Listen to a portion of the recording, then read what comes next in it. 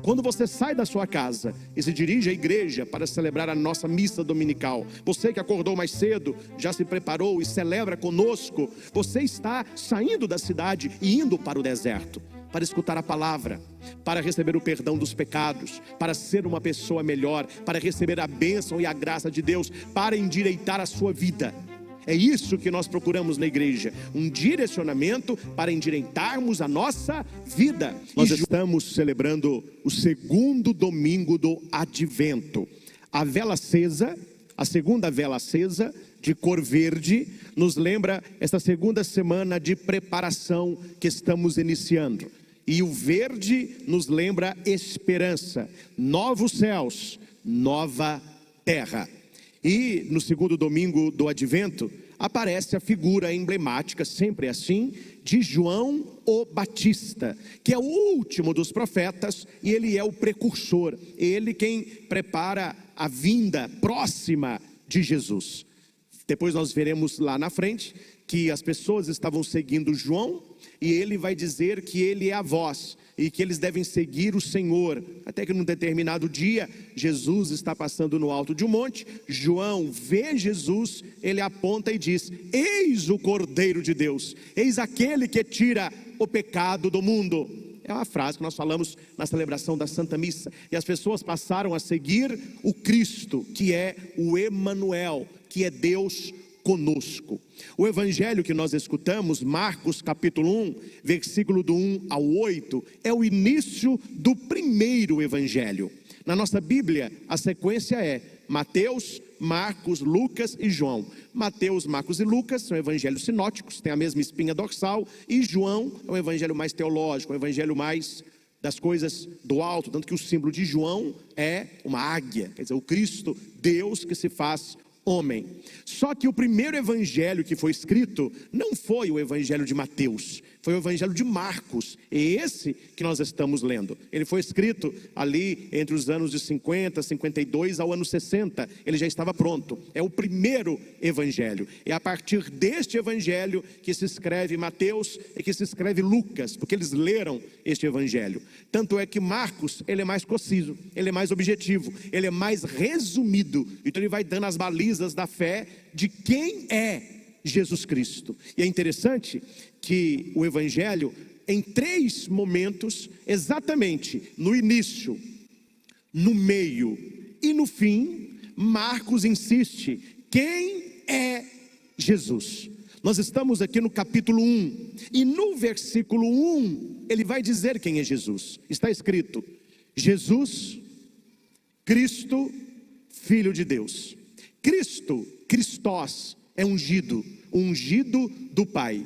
Filho de Deus, Emanuel, Deus conosco. Então Marcos, quando começa a escrever o seu evangelho, ele já nos deixa claro quem é Jesus Cristo, que não é um profeta, não é um homem sábio apenas, não é um benfeitor, não, ele é Cristo, e ele é o Filho de Deus. Isso no capítulo 1, no versículo 1. No meio do evangelho, no capítulo 8, no versículo 29, que é o meio do evangelho de Marcos, nós temos uma outra exortação. Aí é Pedro. Pedro vai dizer: tu és o Cristo, o Filho do Deus vivo. Marcos volta ao versículo 1 do seu evangelho, insistindo quem é Jesus. É a segunda revelação. E no capítulo 15, no versículo 31, quando o soldado fura o coração de Jesus com uma lança e ele se converte, ele vai dizer: verdadeiramente ele é o Filho de Deus. Então note que no início do evangelho, no meio do evangelho e no fim do evangelho, Marcos insiste: precisamos saber quem é Jesus. Eu fico impressionado e preocupado em pessoas lendo tudo que é porcaria, mas não leem a Bíblia Sagrada. Procuram saber quem é Jesus em livros mundanos, livros sem base bíblica, sem base histórica, fica lendo sobre interessante, fica lendo entrevista com ateu, e as pessoas então criam na cabeça um Cristo fora da Escritura, um Cristo fora do ambiente da fé. São Jerônimo disse, e nós como igreja acreditamos e repetimos: se queres conhecer Jesus, conheça o Evangelho. O Evangelho, Evangelium, é boa nova, Se você pega a palavrinha evangelho, tira as duas primeiras letras e as duas últimas, fica angel. Quer dizer, a boa nova que nos trouxe foi o anjo e será dada no dia do Natal. Eu vos anuncio uma grande alegria, que será para todo o povo. Na cidade de Davi nasceu-vos hoje o Salvador, que é Cristo o Senhor. Mais uma definição: quem é Jesus Cristo? Meus irmãos, nós que somos cristãos, para nós nada é mais importante que conhecer Jesus Cristo. E não é conhecer, quando eu falo conhecer, eu estou me referindo ao verbo conhecer bíblico. Não é um conhecer a nível intelectual, um conhecer de eu li a Bíblia e a decorei. Eu sei quem é Jesus porque o padre disse, eu aprendi direitinho o que o padre falou na igreja. Isso é até coreba, até um papagaio, se você ficar repetindo, ele vai aprender a repetir. O verbo conhecer na Bíblia é usado com majestade na boca de Maria, quando ela recebe Gabriel. Gabriel vai dizer que ela será mãe do Filho de Deus. E ela vai dizer, como que será isso? Eu não conheço homem algum. O verbo conhecer bíblico significa intimidade. Maria era virgem, ela nunca teve intimidade com homem. Quando eu falo que nós precisamos conhecer a Jesus, é ter intimidade com o Senhor, intimidade pela palavra, intimidade com a sua presença real no Santíssimo Sacramento, uma vida de oração diária, no seu tempo, no seu horário, do seu jeito. Mas isso é muito importante, senão nós seremos estrangeiros em terra nossa. Nós seremos estrangeiros em terra nossa. A terra nossa é um ambiente de culto. Se você não conhece a Cristo numa experiência, você celebra, mas você não entende. Você celebra, mas você não sente. Você celebra, mas você não crê. É por isso que Marcos, no início do Evangelho, ele vai bater, início do Evangelho de Jesus. Esse Jesus é o Cristo e ele é o Filho de Deus. E para entendermos quem é o Senhor, aparece uma voz. É João Batista. João tem consciência de quem ele é. Ele é a voz que clama no deserto. E o interessante que aconteceu neste tempo, há 2000 anos atrás, e que precisa acontecer hoje: João não pregava na cidade, João não pregava em galeria, João não pregava nas praças, ele estava no deserto. O que significa deserto? Lugar de purificação, lugar de prova, lugar da providência de Deus. Não é um lugar físico apenas de areia. Nós podemos estar vivendo o nosso deserto. Um deserto na espiritualidade, um deserto do encontro, o deserto da providência. E no texto é interessante porque João aparece no deserto. E a minha pergunta é: por que João está no deserto, sendo que as pessoas estão na cidade? Não seria melhor João pregar dentro da cidade, como Jonas foi enviado para Nínive, a grande cidade, pregando a conversão? Claro, Jonas vai ir para Tarsis, está tudo errado, e ele acaba indo para Nínive. João Batista, ele não entra na cidade, ele fica no deserto. E a leitura que nós escutamos diz: toda a região da Judeia e todos os moradores de Jerusalém iam ao seu encontro. Isso é advento, gente. Isso é advento.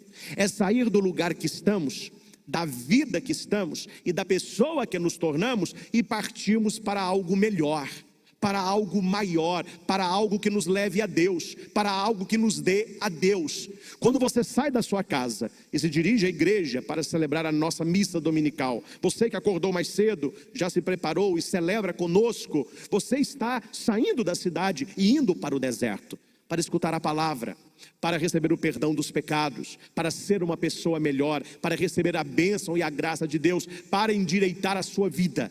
É isso que nós procuramos na igreja, um direcionamento para endireitarmos a nossa vida. E João vai dizer: eu batizo com água, para conversão, para mudança de vida. Mas virá alguém muito maior do que eu, e está às portas, ele vos batizará no Espírito Santo.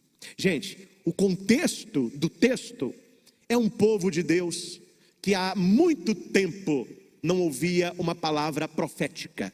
Os profetas cessaram, Deus se cala, e o povo esperava algo diferente, e este algo não acontecia. Entrava a geração, saía a geração, e eles esperando o Messias, e ninguém tocava no assunto, e notícia nenhuma correu, profeta não apareceu, Deus se calou. Mas começaram a acontecer algumas coisas diferentes. Alguns pastores disseram que viram uma criança. Uma criança. Já estou lá na frente. Que os anjos anunciaram isso. E eles vão lembrar que lá atrás apareceu um homem no deserto, dizendo que essa criança estava para nascer e que não era uma criança qualquer. As pessoas começaram então a espalhar a notícia. Apareceu um profeta. Há anos nós não temos profeta. Apareceu um profeta. É João, o Batista. Mas onde ele está? Ele está no deserto. Então as pessoas iam até João para escutar o que ele está dizendo. E João dizia: eis a voz que clama no deserto, preparai o caminho do Senhor, ele está chegando. Gente, essa notícia se espalhou igual pólvora. O povo há anos não escutava mais voz de profeta, voz de Deus. Parece que o Messias não viria. O povo estava cansado, o povo estava sem esperança. Aí aparece João falando: está perto. E não é perto para depois, é perto para já. Convertei-vos e crede no Evangelho. E as pessoas eram batizadas. E João dizia: se vocês gostam do que vocês ouviram aqui, se vocês estão felizes por receberem esse batismo com água, ele é muito mais forte do que eu. Muito mais forte. Ele vos batizará com o Espírito Santo. Eu não posso nem desatar a correia da sandália dele, porque ele é o resgatador, ele é o Redentor, ele é o Cristo, o Senhor, ele é o Messias, ele está chegando. Esta palavra ressoou no coração das pessoas, e as pessoas então procuravam se converter, mudar de vida, voltar o seu coração ao Senhor. No contexto dos dias de hoje, não de todos, mas de muitas pessoas, nós vivemos uma apatia espiritual. Parece que nós já escutamos tanto que o Senhor está chegando, que o Senhor virá, que nós já acostumamos que não virá, que está demorando demais, que Deus não age. Então eu vou viver a religião para ter uma vidinha melhor aqui nesse mundo, para eu aprender a fazer o bem, tratar as pessoas melhor. Mas não é que o Cristo virá. É uma linguagem simbólica. Aí você vai na segunda leitura e você entende que Deus não age de acordo com a nossa cabeça e com as nossas escolhas. Deus está num outro patamar. São Pedro, na segunda carta, escreve assim: uma coisa vós não podeis desconhecer, caríssimos. Para o Senhor, um dia é como 1000 anos, e 1000 anos é como um dia. Foi a leitura que nós escutamos. O Senhor não tarda em cumprir suas promessas. O Senhor não demora. Quando você ora, tenha certeza, a sua oração tem resposta. Ah, pai, mas eu estou rezando e não acontece nada. Eu estou rezando e não alcança a minha graça. Eu estou rezando, meu marido não para de beber, meu filho não para de usar droga, eu não consigo um trabalho, eu estou doente, minha família está desunida. Calma. O Senhor não tarda em cumprir a sua promessa, como alguns pensam, achando que ele demora. Olha o que Pedro está escrevendo. São Pedro que escreveu isso. Ele está usando de paciência para convosco, pois não deseja que alguém se perca. Ao contrário, ele quer que todos venham a se converter. O desejo de Deus é o anúncio de João, é a conversão. Meus irmãos, preste atenção nisso que vou dizer para você não ficar enxugando gelo, porque senão não vai resolver. Quando você pedir a Deus algo, diga para você mesmo o que você fará com isso. Você pede a Deus algo, você tem que ter consciência: o que eu farei com isso? Há pessoas que rezam: oh meu Deus, me livra desse problema, me cura desta doença. Assim que o problema se resolve, assim que a doença é curada, a pessoa volta a uma vida de pecado, a pessoa some da igreja, a pessoa está às costas a Deus. É por isso que nem sempre o pedido é conforme a oração que se faz. A Bíblia diz que nós não sabemos o que pedir, porque nós não sabemos rezar. É preciso clamar o Espírito Santo para que Ele nos dê o melhor para nós. A melhor das orações é: Espírito Santo, Tu sabes o que eu quero, me conceda o que eu preciso. Porque nem sempre o que nós queremos é aquilo que nós precisamos. Deus quer que nos convertamos. E São Pedro vai dizer que nós sabemos que tudo vai desintegrar. Esse mundo é matéria, e toda matéria tem início, meio e fim. E nós vivemos isso todos os dias na vida. Veja alguma coisa que você já comprou que não ficou velho. Quantas coisas que um dia você teve sonho em ter, que você já jogou fora, já doou, não, isso aqui não quero. E um dia foi um sonho, um dia era novo. Essa experiência molda o nosso espírito, nos mostrando que toda a matéria, ela vai se deteriorando. O mundo, ele é assim. Algo novo hoje, será velho amanhã. Um sapato novo hoje, amanhã será jogado fora. Um celular de última hoje, daqui a pouco dá ultrapassado. Nós éramos crianças, nos tornamos adolescentes, jovens, adultos, terceira idade, melhor idade, bem velhinho. Nós estamos vendo que as coisas passam e que nós também passamos, que as coisas envelhecem. Você compra uma casa nova, daqui a pouco tem que reformar, já ficou velho. Você compra um cachorrinho pequenininho, passa pouco tempo, já está velhinho. Tudo vai se deteriorando. E Pedro está dizendo, vocês não estão vendo que tudo neste mundo acaba? Se tudo no mundo acaba, saiba que o mundo um dia vai acabar também, porque é matéria. Se começou, vai acabar. Então qual é a nossa atitude perante uma vida que vai terminar? Não estou aqui dizendo para você viver triste, preocupado, eu vou morrer, eu vou morrer. Não, você vai morrer mesmo, né? Não precisa ficar repetindo isso não. Só que, para aquele que caminha para o fim, a vida tem um sentido. Para aquele que caminha para o término, a vida é uma loucura. Tanto que nós celebramos o dia dos finados, e não o dia dos terminados. Terminados, acabou, morreu, acabou. Finados, me lembra fim, de finalidade. Qual é a finalidade da nossa vida? Voltar a Deus, estar com Deus, viver com Deus nesta vida, para estarmos com Ele numa vida eterna. Esta sim não vai terminar. Aí Pedro vai dizer, olhando este mundo que vai ficando velho, e as pessoas que vão também envelhecendo, o que nós esperamos de acordo com a sua promessa, são novos céus e novas terras. Vivendo nessa esperança, a segunda vela do advento, esperança, está batendo na palavra esperança. Vivendo nessa esperança, esforçai-vos. Esforçai-vos é uma força extra, força, uma força além da força. Quando você achar que não dá conta, você está na metade, não é? Nós já escutamos aí de um ex-presidente que você coloca uma meta, não é?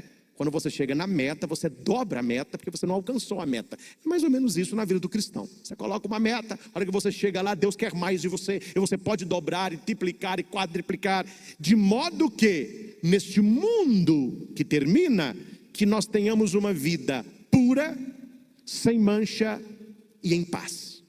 A nossa vida não pode ser entristecida e apequenada por um mundo que acaba, porque acaba mesmo. Tudo aquilo que hoje é novo, um dia não será. É o Senhor que nos trará novos céus e novas terras. Nós não podemos viver olhando aquilo que se acaba, mas olhando a nossa vida espiritual que não vai terminar, tendo uma vida pura, sem mancha e em paz. Quem sabe não é uma oração boa para essa segunda semana do advento, para exercitarmos a esperança. Senhor, que no dia de hoje eu tenha uma vida pura, sem mancha e em paz. Paz comigo, paz com os outros, paz contigo. Uma vida sem mancha, sem a mancha do pecado, sem a mancha da mentira, sem a mancha da desonra, sem a mancha da traição. Que eu tenha uma vida pura, que eu preste muita atenção ao que tem entrado pelos meus olhos, o que tem entrado pelos meus ouvidos, o que eu tenho sentido e que tem movimentado o meu coração. A Bíblia diz isso: esteja atento aos movimentos do seu coração. A gente fala, né? Coração é terra de ninguém. A gente não é dono do coração. Então você tem que prestar atenção nos movimentos do coração. Só que o que nós fazemos, o que muitas pessoas fazem, não tem vigilância, não tem uma vida de esperança do novo céu e uma nova terra. Ele não vigia os movimentos do coração. Vou dar um exemplo entre 1000. O homem é casado, tem a sua esposa e 2 filhos. Problemas como toda família tem, problemas de relacionamento como todos os casais enfrentam. E ele, no escritório dele, tem a secretária. onde não apresenta problemas, ela é muito delicada, bonita, cheirosa e gentil. É a função dela, paga para isso. Ela vai servir cafezinho para o empresário, sempre está disponível para ele. Vamos ali almoçar comigo, porque eu não tenho tempo de almoçar em casa. Ela vai. E ele não vigia o movimento do coração. Ele começa, quando está com a esposa dele, a pensar na secretária.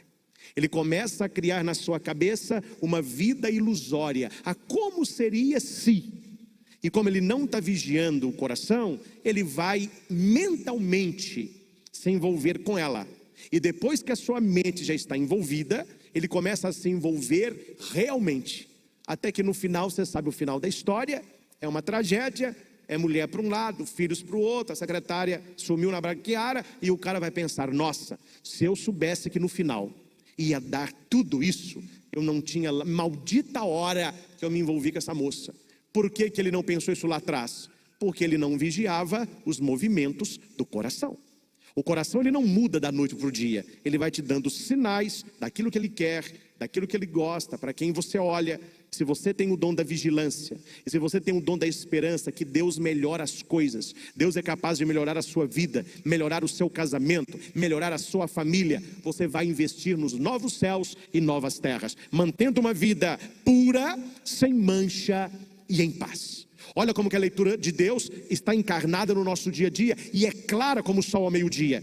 E quantos de nós não fazíamos isso porque não sabíamos disso? Agora você já sabe o que Deus espera de você. Deus espera que você se converta. Converte-se, metanoia, é voltar-se para o Senhor. E quando você volta para Deus, você tem uma vida mais pura, uma vida sem mancha, uma vida em paz. Porque você encontra com Jesus, Ele que é o Cristo e é o Filho de Deus.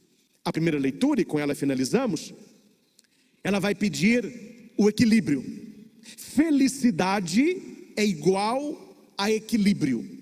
Todas as vezes, e olha que eu estou falando, todas as vezes, raríssimas vezes eu generalizo, mas aqui, todas as vezes que você encontrar com uma pessoa infeliz, ansiosa, preocupada, com remorso, carregando o peso do passado, estas pessoas perderam o equilíbrio. Toda pessoa equilibrada emocionalmente, espiritualmente, ela é feliz. Ela está de bem com ela mesma, então ela estará de bem com os outros. O mundo que nós vivemos nos ensina o contrário. Se você estiver de bem com todo mundo, você vai se sentir bem. Aí aquilo que eu ouço na minha sala de atendimento constantemente, e a maioria jovens: padre, eu me sinto sozinho no meio da galera. Eu estou numa multidão vendo show, eu me sinto sozinho ali. Qual que é o sentimento de solidão? Não é uma solidão física. Ficam com frequência, tem muitos colegas, colegas de copo, colegas de bola, colegas de faculdade, mas não tem quem ame de verdade, não tem um amigo, não tem algum íntimo do seu coração. E o equilíbrio é você vigiar a sua vida para que não tenha excesso, nem para cima e nem para baixo. Olha o que diz o profeta Isaías: falai ao coração de Jerusalém.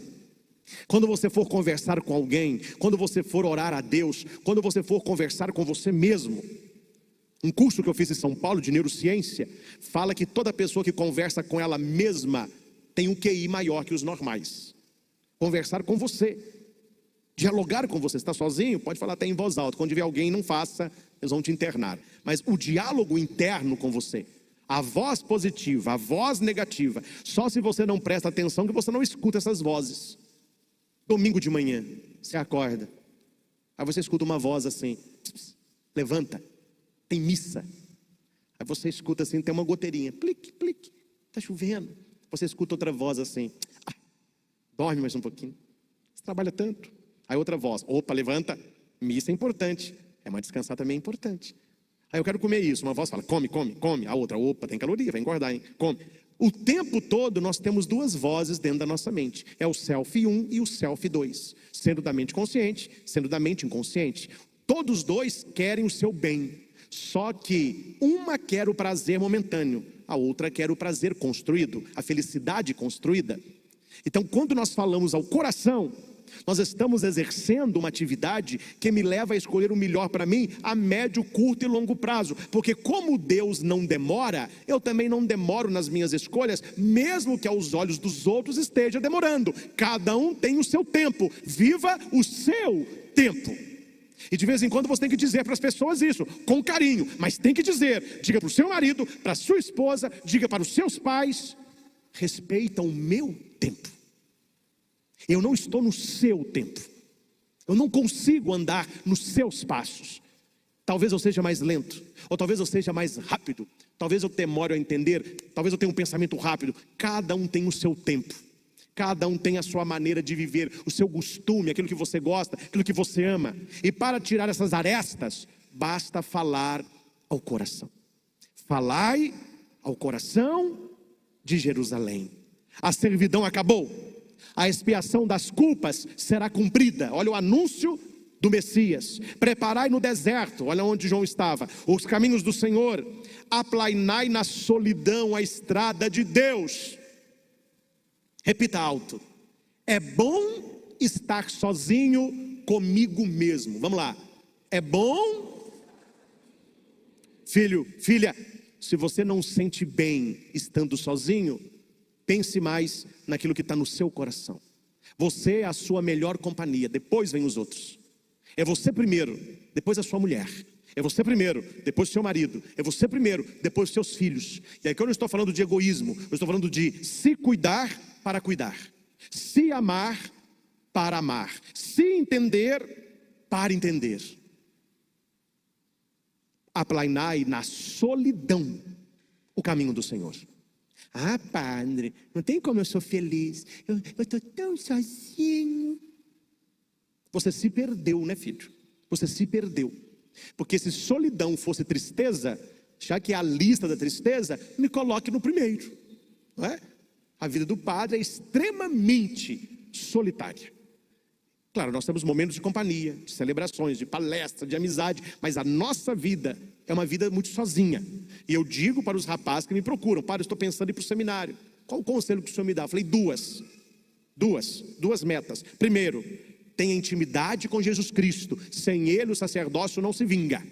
E segundo, aprenda a estar com você. Terminou uma missa, as famílias voltam para casa. As famílias têm o pai, a mãe, os filhos. Já nós estamos sozinhos. Acordamos sozinhos, nos viramos sozinhos, aconselhamos uma multidão, mas nos aconselhamos. Talvez não tenha quem conversar dos nossos problemas. Quando você aprende que na solidão você está bem com você mesmo, a estrada se torna mais plana e você encontra um equilíbrio. Você tem uma solidão acompanhada de quem? De você mesmo. Eu não vou contar o nome dela porque não fica bem, né? Mas eu tenho uma pessoa próxima, uma moça que ganhou na empresa dela um sorteio e ela foi para a praia. E não podia levar acompanhante. E o namorado não tinha dinheiro para ir. Filho, ela pegou a matula, foi para a praia, uma semana sozinha. E postava foto, comendo camarão, nadando, pegando um bronze, andando no shopping, indo no cinema. E eu falei, cara, mas quem tirava essas fotos? Falei, quem passava? Passou alguém? Tira uma foto aqui para mim. Padre, fiquei uma semana, não precisei de ninguém. Foi uma semana que eu estava tão bem comigo mesma, que eu fiz tanta amizade comigo, que foi uma das semanas melhores da minha vida, onde eu repensei e vi que a minha vida pode ser melhor em muitos aspectos. Será que você tem esse tempo de estar com você? Para quê, Padre, eu preciso estar comigo? Para nivelar os vales, para rebaixar os montes, endireitar o que é torto e alisar as tuas asperezas. Olha que coisa. Todo vale deve ser nivelado. O que é vale? É para baixo. Então se você está lá embaixo, está uma nivelada nisso aí. Mas se você está lá em cima, está uma baixada nisso aí. Equilíbrio, não é? Aquilo que é torto, reto. Deus quer que nós tenhamos uma vida reta, que nós sejamos pessoas retas. E outra, tira toda a aspereza. É bom a gente ficar mais lisinho, né? Porque uma pessoa áspera fere os outros, fere a si mesmo. E não é o que você gostaria. Você não é uma pessoa áspera. Você pode estar áspero, mas Deus quer que você alise a aspereza. Resumindo, Deus quer o quê? O equilíbrio. O equilíbrio em ter uma vida feliz com Ele, mantendo esta vida pura, sem mancha e em paz. Meus irmãos e irmãs, esta é a mensagem da igreja para todos nós no segundo domingo do Advento. Você vai ruminar isso durante a semana e tem pano para manga, viu? Veja quanta coisa prática nós refletimos nesta pregação e que você já pode colocar em prática hoje, terminando esta Eucaristia. Não celebre como uma pessoa superficial. O que é uma pessoa superficial? Ela está aqui, mas ela não vive a celebração. Ela entra por aqui, sai por aqui. E ela sai da igreja tales quales entrou. Perdeu tempo. Nós viemos aqui para Deus nos dar direcionamento. Toda a pregação minha, eu tento dar claramente aos fiéis um direcionamento de crescimento espiritual, de autoconhecimento e desenvolvimento humano. Se você segue o que a palavra de Deus disse, se você procura ser uma pessoa melhor, se você procura conversão, sair talvez não geograficamente, mas emocionalmente de onde você está, ver o seu problema de fora, ver aquilo que está muito lá embaixo e dá uma levantada, aquilo que você se acha muito, dá uma nivelada, aquilo que está fora, dá uma endireitada, aquilo que está áspero, dá uma alisada. Quer dizer, muda a vida, muda a tua vida para melhor. Deus acredita no ser humano, por isso ele é lento, ele é paciente e cheio de misericórdia. Como diz a leitura, Deus tem paciência, porque ele não quer que ninguém se perca, mas que todos nós possamos nos converter. Que a vela verde nos leve a esta esperança de novos céus e novas terras. E que tenhamos uma semana cheia da bênção e da graça de Deus. O que João Batista diz àqueles, a igreja diz a todos nós. Eu sou a voz que clama no deserto. Preparai o caminho do Senhor, porque Ele está às portas. Louvado seja nosso Senhor Jesus Cristo. Para sempre seja louvado. O Senhor esteja convosco. Ele está no meio de nós. Que o Deus onipotente e misericordioso vos ilumine com o advento de seu Filho, em cuja vinda credes e cuja volta esperais, e derrame sobre vós as suas bênçãos. Amém. Que durante esta vida Ele vos torne firmes na fé, alegres na esperança, solícitos na caridade. Amém. Alegrando-vos agora pela vinda do Salvador feito homem, sejamos recompensados com a vida eterna, quando vier de novo em sua glória. Amém. Abençoe-vos Deus Todo-Poderoso, Pai, Filho e Espírito Santo. Amém. Glorificai o Senhor com vossa vida, ide em paz, que o Senhor vos acompanhe. Demos graças a Deus.